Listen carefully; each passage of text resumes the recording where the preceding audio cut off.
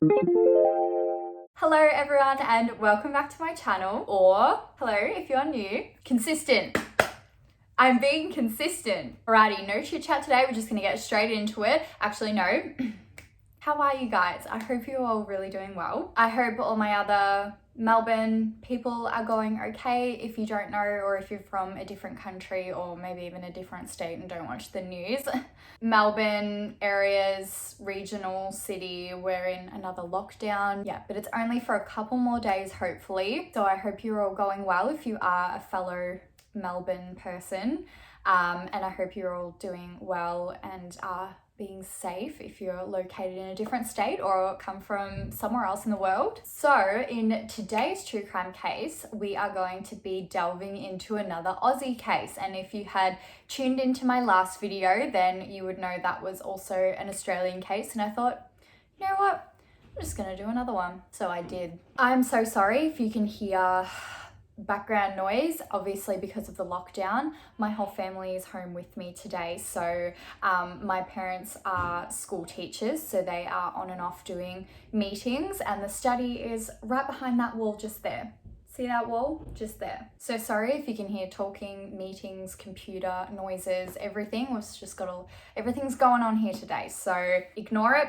Focus on me. So today we're going to be diving into another Australian case, and that is the case of Rachel Barber. Disclaimer, can I do it faster than the last episode? I don't know, let's see. I just want to say, as I always do, I am in no way professional. I do not work in any areas of crime investigation or law. I just simply like to review and talk about different crime cases from all over the world, and all this information is from online sources that are available to you guys and the general public. No disrespect is ever intended towards anyone I may mention in this video or any of my videos. So with that being said, and scene. I don't think I can do it any faster than that, to be honest. If we make this like a regular thing in all my videos, I think I will pass out if I do it any faster. Let's just dive on right into the case. So Rachel Barber was a 15-year-old girl from Melbourne, Australia, which is where I am close by to. Rachel's mother said that when she was pregnant with her, she would press headphones playing classical music up to her stomach, and she would feel Rachel moving in the womb. And from such a young age, Rachel was just obsessed and talented in, dance, music, performing, choreographing.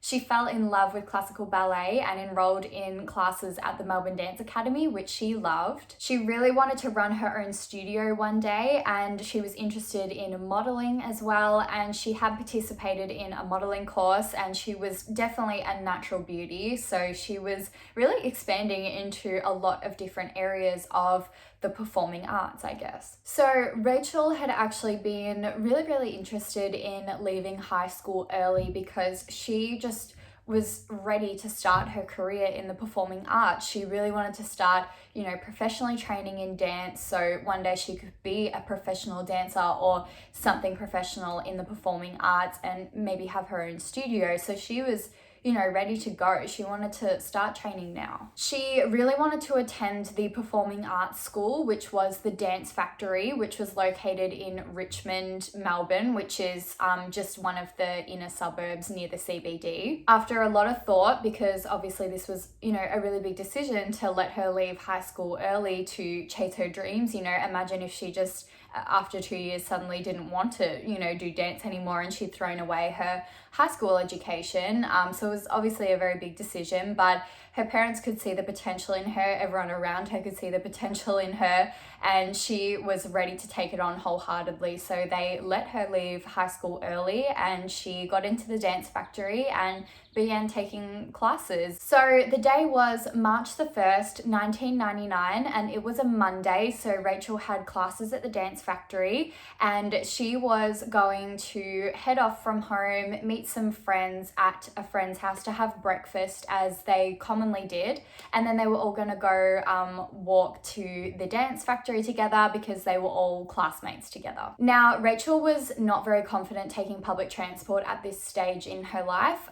Melbourne has an extensive public transport system, which has, trains, trams, buses, all kinds of stuff. So she just wasn't really confident taking the tram by herself yet. So her father would normally drop her off in the morning to the appropriate stop. She'd get on her tram, and then on the way home, someone would come pick her up from an appropriate tram stop. So on this particular morning, Rachel's father dropped Rachel off at the Wattle Park tram stop, and he said that he would pick her up from the exact same stop that evening after her dance classes had finished at 6:15 p.m. So she'd get on at the same stop and get off at the same stop. So Rachel got on the tram, headed into Richmond, and then exited the tram at her friend's house, which is where she stopped in to have breakfast with the rest of her classmates. Rachel's 16-year-old boyfriend Manny was also there at the breakfast. He also attended the dance factory. They had met about a year prior, I'm pretty sure, and obviously they both had such a love for the performing arts, so they got on really, really well. They had the same passions, similar aspirations for their life goals, I guess, and it made them absolutely inseparable. So after breakfast at the friend's house, the whole group of performing arts members left the house and set off on foot to the dance factory to start their classes. During the walk to the dance factory, the group walked by a retail shop because there's a lot of retail shops in that Richmond area, and there was one particular shop where Rachel stopped at and saw these beautiful blue shoes, and she said to Manny, like, look at these shoes, I really want these shoes. She'd had her eye on them, for many weeks, and she'd even shown her mum previously. She was just obsessed with these shoes. She really wanted to purchase them for herself. She didn't really have the money for the shoes. I mean, they were $100. She's 15 years old. I'm sure a lot of you guys could relate. I remember when I was 15, I didn't have $100 to spend on a pair of shoes. So she was explaining this to Manny, and then she mentioned to him, oh, actually tonight I'm going to meet up with an old female friend who is willing to offer me a job which can get me, quote, heaps of money and free clothes to some extent. Manny was obviously like, oh, okay. I don't know if this was actually what he said, but it's to some extent of what his response was. He was like, oh, well, what job is it? What old friend is it? That's, nice. Like, how did this come about? Like, he had a lot of questions, obviously, like a heap of money. Like, where is this money coming from? Rachel was like weirdly secretive about this job opportunity and this friend. She wouldn't say to Manny who this old friend was. He didn't know if he knew her or not. She just said nothing further about this friend or the job. And she said to him, I actually can't talk about the job or the friend, and I can't tell my parents either. So red flag number one. As time went on throughout the day and the classes were starting and stopping, Rachel was obviously, talking to her friends, and she mentioned to one of her friends in classes that she was going to make a lot of money that evening. When her classmate asked her, oh, like how? Like, what are you doing? What kind of job is this? Rachel, again, was weirdly secretive about it. She wouldn't mention what the job was, who this old friend was, or anything about it. And she just said that she would tell her tomorrow when she came to the dance factory. So the day comes to an end at the dance factory.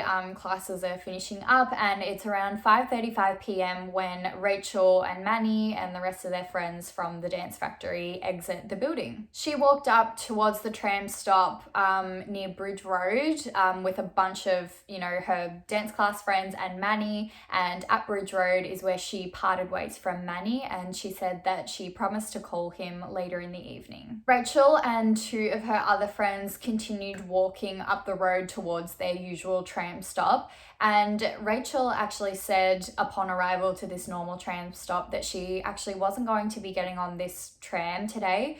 She was going to be getting on a different tram. Her friends were like, well, can we walk you to the next tram stop to make sure you get there safely? And Rachel said, no, don't worry about it. My dad will be waiting for me and is expecting me, so just jump on your tram, I'll be fine. Her friend said, okay, if you're sure, that's fine. Just make sure you get there safely, and we'll see you for breakfast tomorrow morning as usual. So at 5:45 p.m, Rachel parted way from those two friends, and she headed down towards this new tram stop that she was going to be catching the tram from.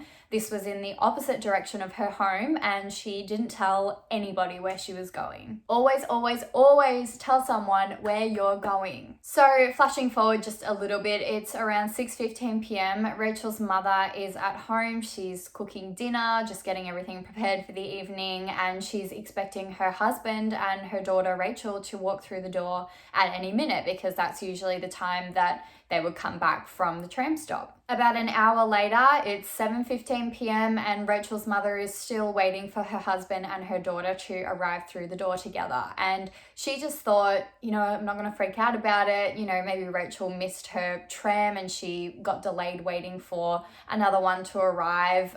Maybe she got out of dance class late. Maybe her husband was late from work, got caught up, therefore Rachel didn't have a lift home until a little bit later. All sorts of things could have happened. So she just thought, no, I'll keep waiting, it's okay. Neither Rachel or her father had a mobile phone, so Rachel's mum couldn't contact her husband or her daughter asking where they were. So all she could do was wait. So 7:40 p.m. rolls around and Rachel's mum gets a call from the home phone. So she picks it up and it's her husband, and he's telling her, I don't have Rachel. I went to Wattle Park stop, the Wattle Park tram stop, where I told her I was going to pick her up at 6:15 and she wasn't there.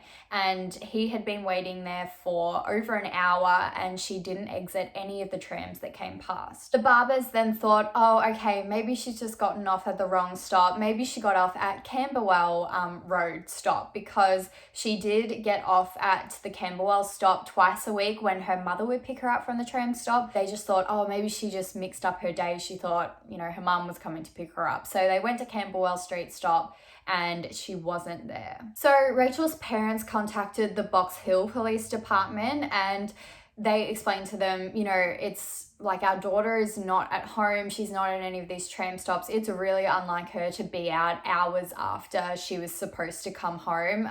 Very out of character for her. She doesn't like really catching public transport by herself. She would let us know if she was going to see a friend after or spend time with her boyfriend or something like that. And plus she's actually afraid of the dark. So she really wouldn't be the type to be walking around at night in the dark by herself, because it made her really uncomfortable. The police didn't think it was a big deal. They just told the Barbers, like, you know what, she's 15 years old. She probably just got caught up like talking to her friends, or went to her boyfriend's house, or went to her friend's house.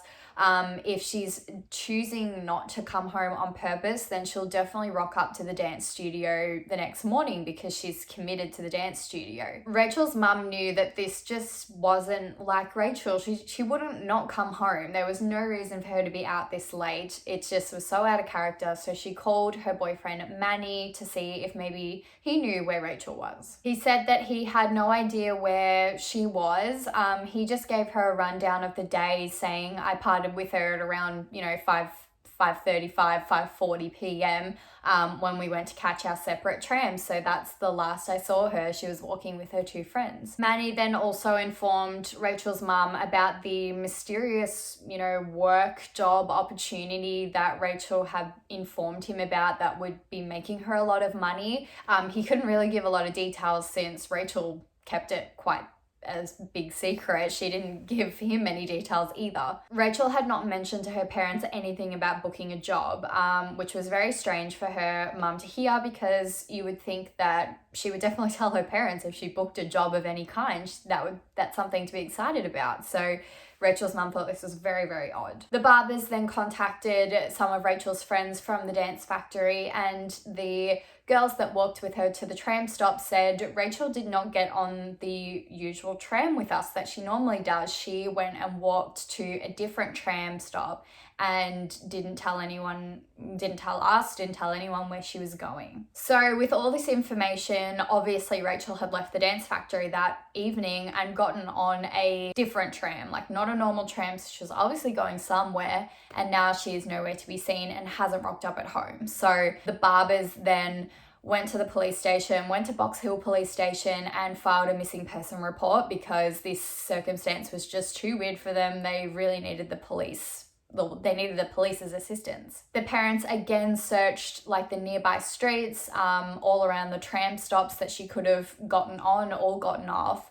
But there was just absolutely no sign of Rachel anywhere. So the next morning, Tuesday the 2nd of March rolls around, and Rachel has not returned home again this morning, and she has not returned to the dance factory. So obviously the parents are getting extremely distressed at this point, because this is very out of character for Rachel. Her parents brought a photo of Rachel to the Box Hill Police Department because they thought, it can aid in the search. At least they know who they're looking for, what Rachel looks like. Upon arrival, they realized that a search hasn't even been initiated, like it hasn't even started, and the person, I don't know, at the front desk or whoever was in control that morning didn't even know about Rachel's missing person report, and that's why they hadn't even started an investigation yet, because the last dude didn't tell him, like, oh, there's a missing girl as well in the Richmond area. Like, come on, guys. So the Barbers took it into their own hands. They're like, well, if the police aren't going to even start the search or take it seriously, then we will. So they went to the dance factory, talked to the friends. We already know what's come of that. The last they knew was that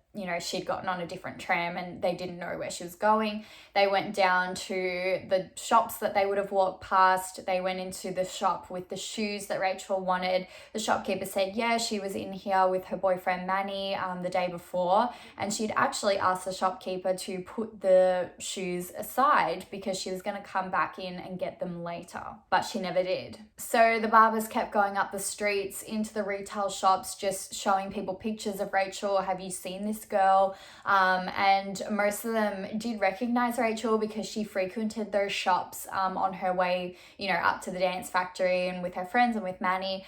But unfortunately, they hadn't seen her on that day.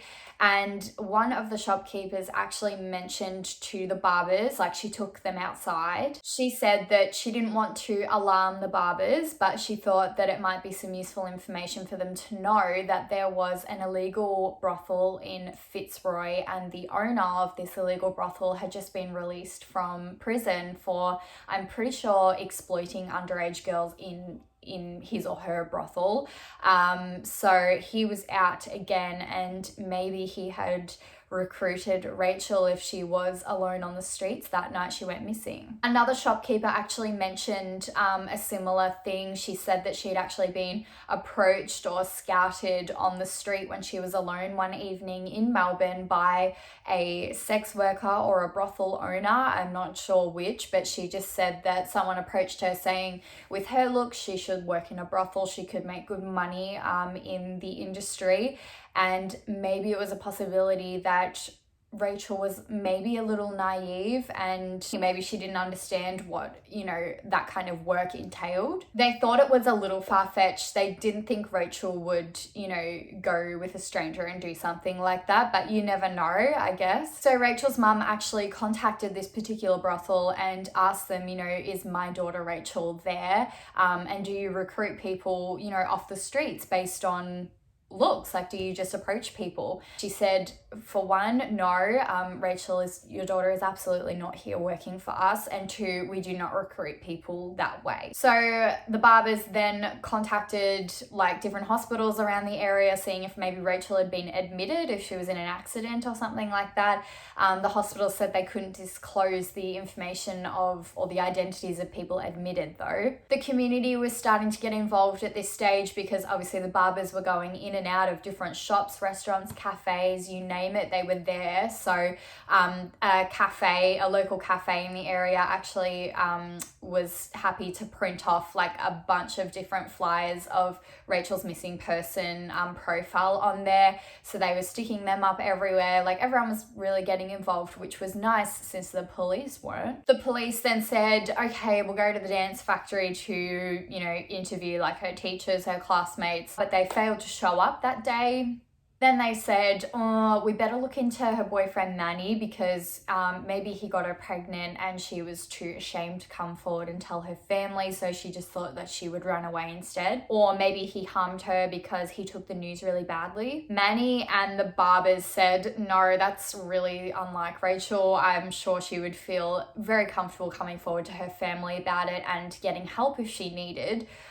So they just said, no, that's not. Manny even said, I'm fairly certain she wasn't pregnant. That's something she would tell me. So March the 4th rolls around. Rachel still hasn't shown up anywhere, and the Barbers are just exhausting themselves at this point in time. Police went to the Barber's home to finally search Rachel's room for any clues as to maybe where she had gone, if she had written anything down or, you know, left anything behind. The police actually found a handwritten note in Rachel's bedroom which depicted a list. On this list it read, station, go to Manny, $50, $80, 3 special things. However, Rachel's mother explained to the police she's pretty sure that this was a list in regards to a conversation she'd had with her daughter like months ago, like before Christmas.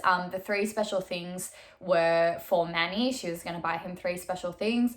And the figures, the $50 and $80, was like a range of the figure that she could spend on Christmas presents that year. So she said to the police, like, I don't think it's relevant to this. It's an old list. It's a conversation we had ages ago. On the 6th of March, Rachel's mum remembered some strange encounters she'd had with, I think it's just like a friend in her circle, or maybe it's a family friend in the circle. I'm not too sure, and I couldn't find a name of this male, but she brought up this male with the police and said, you know, he was acting a little bit creepy with our family, acting a bit weird with me, showing up to my workplace. He would come over unannounced, call a lot, would look through our windows, you know, with the girls inside, Rachel and her sisters. She just thought maybe he's worthwhile looking into. Again, I'm sorry, I don't exactly know who this man is, like if it's a family friend or an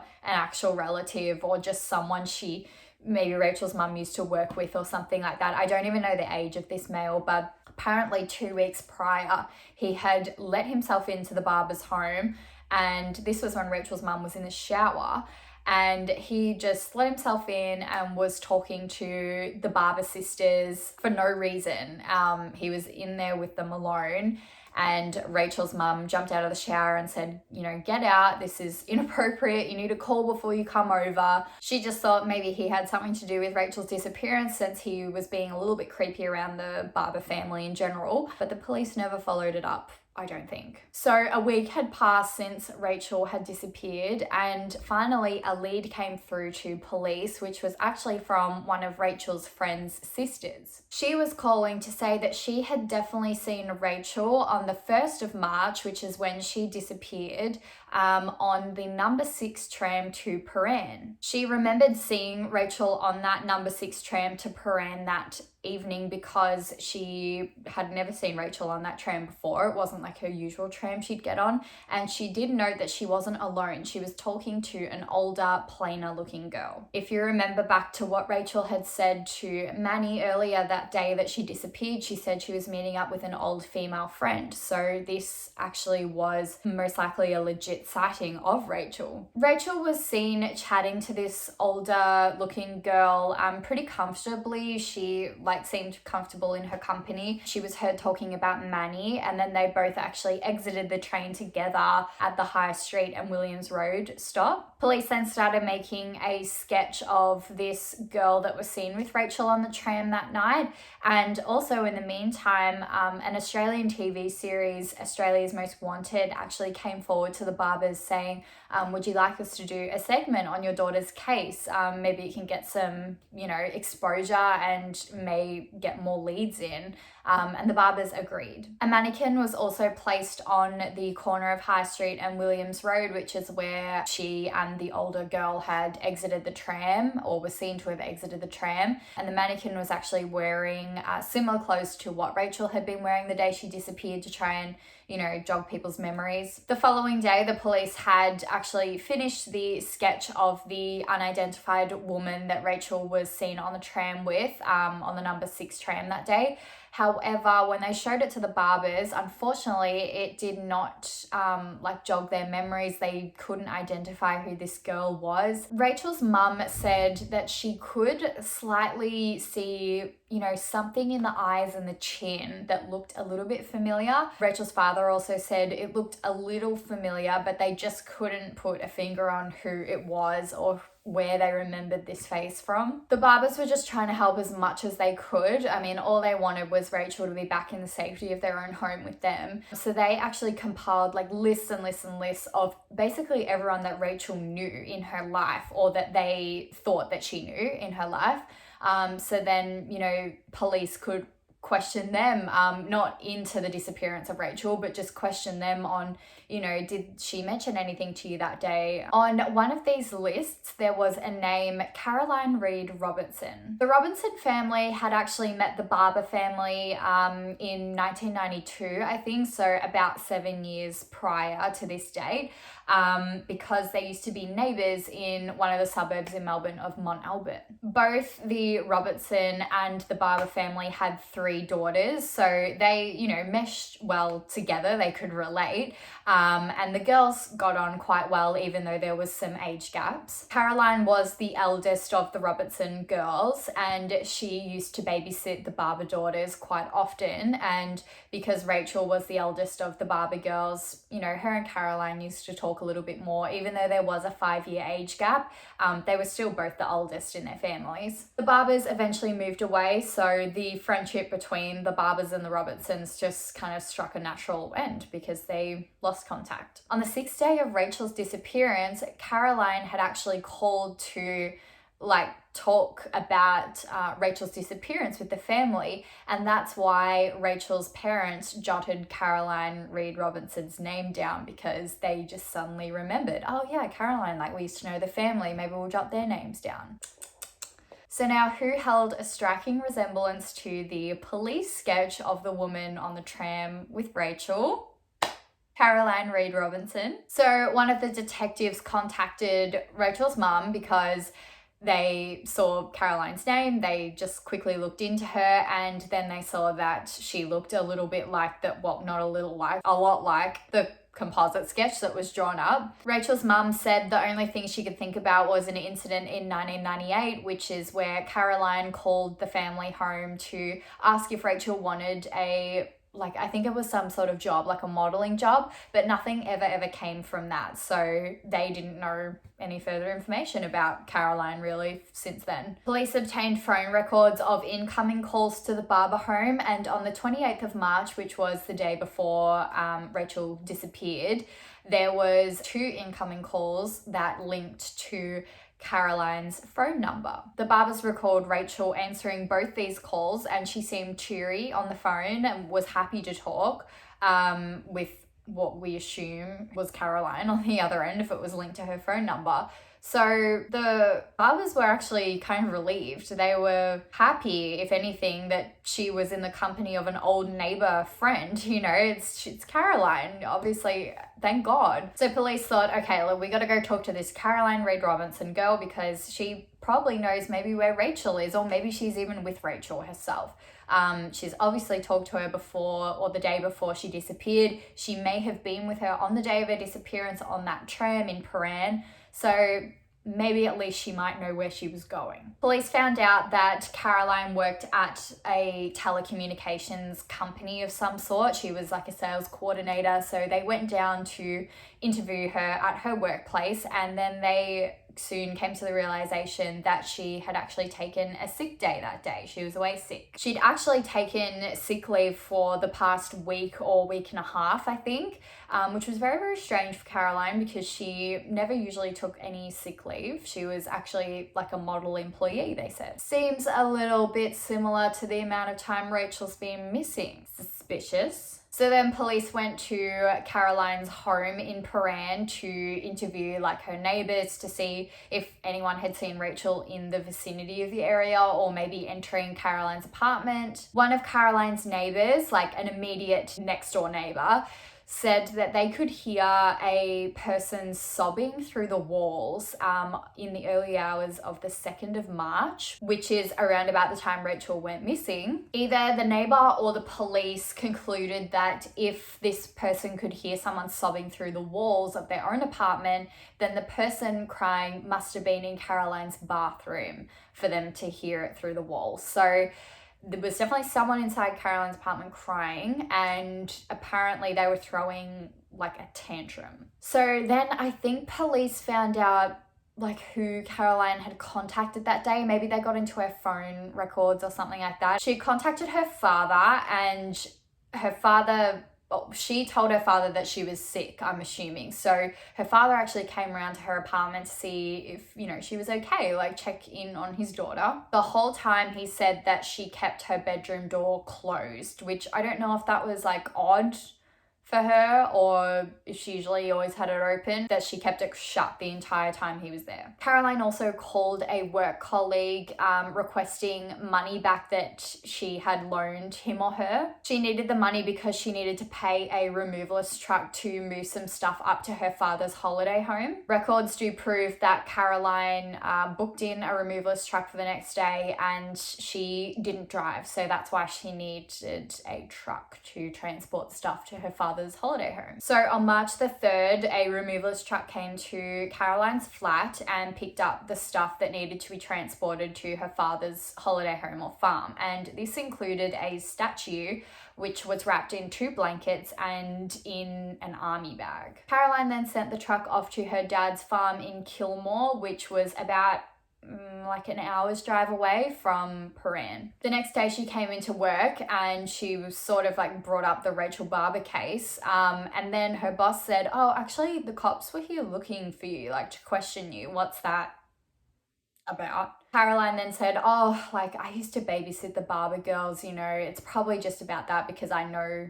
her, I guess. Maybe they just wanted to question me. I remember Rachel used to run away all the time as a kid, so it's no surprise to me. I don't think Rachel ever used to run away as a kid, but that's just what she said. The following day, Caroline went to the bank and requested a personal loan of $10,000, and she said she needed it urgently for a car loan. On the morning of March 12, police visited Caroline's flat in Paran, and they were hoping when they walked in the door that Rachel would be there, like hiding out with Caroline. Caroline had actually called in sick again to work that day, so police knocked on her door. They got no answer, so they returned again in the evening because maybe she had gone out, and there was still no answer. So they were like, well, we need to force our way in. Rachel might be in there. Caroline's real estate agency gave the police a spare key so they could access the apartment without her. But when they went to unlock the door, they realized it was deadlocked from the inside. So then they needed to force their way in. They either kicked in the door or got a locksmith, I don't know, but somehow they got their way in. And when they got there, they found 20-year-old Caroline Reed Robertson face down on the floor of her own apartment. It looked as though she had suffered from a seizure. She was not dead, she was alive. She was just unresponsive. Some of the officers took her to the hospital to get treatment, and some of the other officers stayed to search her apartment. Her apartment was like a mess. There was stuff everywhere. There was moving boxes everywhere. It was just like a little filthy, and there was, you know, pizza leftovers and alcohol bottles, just a mess. There was a bunch of papers with Rachel Barber's information on it, like personal information on it.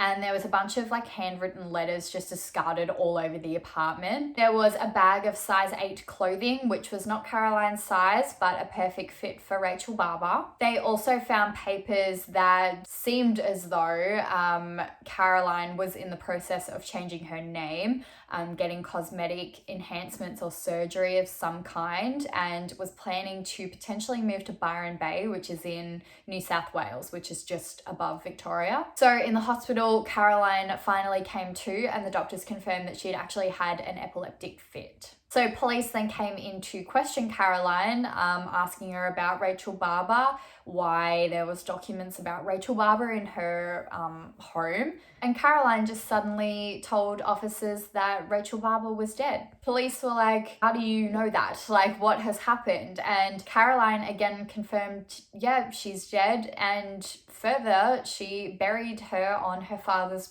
property in Kilmore. So Caroline was discharged from the hospital once she'd recovered, and then was forced straight into police custody to undergo more questioning. Meanwhile, other officers went out to the Kilmore farm and questioned people in the area. Some witnesses say that they saw Caroline Ray Robertson with a removalist truck on the property, and they also said that they saw Caroline dragging something like a bag into the nearby trees, which was nearby a dam. So police went over to where these witnesses described they had seen Caroline dragging this bag, and they eventually found a disturbed patch of dirt, and as soon as they dug into it, they came across the body of 15-year-old Rachel Barber, which was laying in a shallow grave. She had an electric cable wrapped around her neck and was wrapped in 2 blankets. Forensic investigators then concluded that Rachel Barber had been murdered on March the 1st, which was the same day she went missing. So police then, after obviously carefully dealing with the body of Rachel Barber, they went back to Caroline's flat to search more for evidence. There must be something there. And they actually came across some very disturbing things, and it definitely helped them get into the mind of Caroline Reed Robertson. Caroline had a long history of depression, which had gone untreated for many, many years, and she also struggled a lot with self-esteem issues. Caroline was diagnosed with epilepsy at 16 years old, and her parents also divorced, which she said that she struggled with a lot. Her father eventually remarried, and her relationship with her mother was not that great. So she felt extremely isolated. She obviously felt like she had neither of her parents, and this made her extremely introverted. She was so insecure about her looks. She criticized herself so much in regard to her image. She says she was bullied in school about her weight, so this only contributed to her low self-esteem. She would write letters to her father asking him to please help her. I don't exactly know how she was asking for help, but she just said that she could not stand the bullying any longer and was pleading with her father to do something, because her mother apparently wouldn't help her with it, even though she'd raised the issue to her. She wrote letters all the time about how her life sucked. She just said that something was going to happen. All the horrible things that people would say to her would just bottle up inside, and eventually, she would say she doesn't know how she survived this long because of the torment and the bullying. And she said an explosion was coming soon. That's how she described it. Her diary was just filled with awful things about herself. She would write about how she was weird and ugly, had a pizza face, how she was obese, and how she didn't feel like she belonged anywhere. She would also draw pictures of herself surrounded by words like ugly, fat, unwanted, deformed, selfish, jealous. Jeez, these are really, really harsh words to say about yourself. There were a lot of other entries in her diaries. I'm not going to get into all of them because unfortunately this video would go for way too long. Obviously, Caroline and the Barbers had met many years ago, and it was apparent that Caroline was clearly jealous of Rachel because Rachel was everything that she was not. Caroline basically kept record of every conversation that her and Rachel had participated in over the years, including the phone calls and things like that. She'd also write things about Rachel, about her looks, her personality, her hobbies, her dance. It was apparent to police that Caroline was basically trying to become Rachel Barber. She wanted a new identity. She liked the look of Rachel's life and the look of Rachel in general, and she wanted to be Rachel. And they did find an undated birth certificate with Rachel's details on it, so it looked as though she was trying to change her identity. Caroline also wanted to change her last name to Southall, which was Rachel's mum's maiden name. Weird. Caroline had written a diary entry that actually plotted the murder of Rachel, so that just right there and then placed her, within, and that it was premeditated, obviously. It was a list that read, on the way to dance school, say that she can't tell anyone that she's meeting me. Ethics, highly confidential, not even your boyfriend or parents.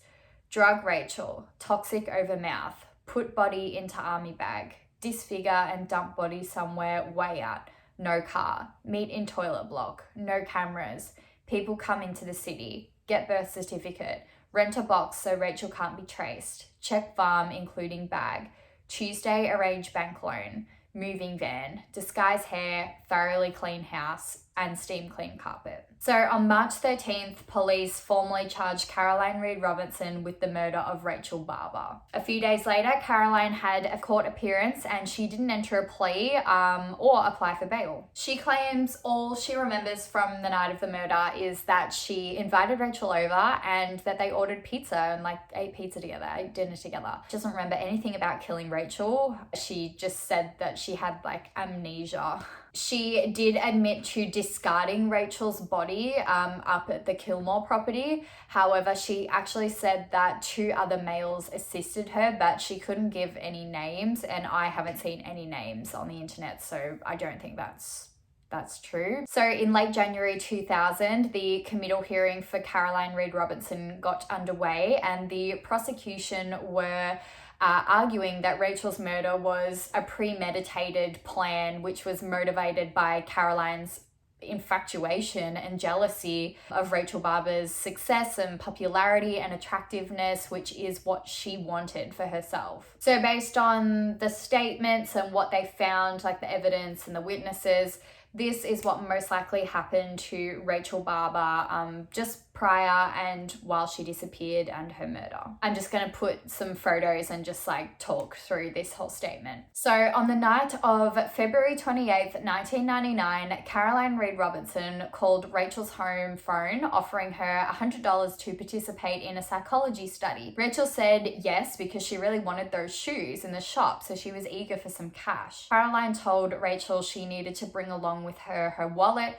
IDs, clothes, some photos of herself, I'm pretty sure, her ballet shoes, and her teddy bear. So on March the 1st, after Rachel had finished up her classes at the Dance Factory, both the girls met up in Richmond and got on the number 6 tram to Paran, which is where Caroline's apartment was located. Once they were at Caroline's flat, they ordered 2 pizzas for dinner, and Caroline planned to lace the pizza Rachel was eating with some kind of tablets, drowsy tablets or medication. Caroline offered Rachel alcohol, but Rachel, being 15, she declined the offer and instead agreed to do a meditation exercise, which I assume she thought she was doing in relation to the psychology study. Caroline said in an interview that for a split second she thought she wasn't going to go through with the plan, but then she just knew that she'd gone too deep at this point, she couldn't get out of it, and that she had to follow through now. Caroline then attacked Rachel while she had been asked to relax and meditate by strangling her with a telephone cord. Caroline then proceeded to hide Rachel's body in her bedroom closet for 2 days before wrapping her in blankets and putting her in an army bag and letting the removalist transport her to her father's Kilmore farm. She then buried Rachel's body in a shallow grave on the farm alongside the buried remains of her old pet dog. She then tried to get money, which to detectives meant she was most likely trying to flee the state and take on a new identity. Allegedly 2 other men were involved in the murder, but nothing ever came from this, no names. As I said before, I couldn't see any names online, so I don't think anything came from this.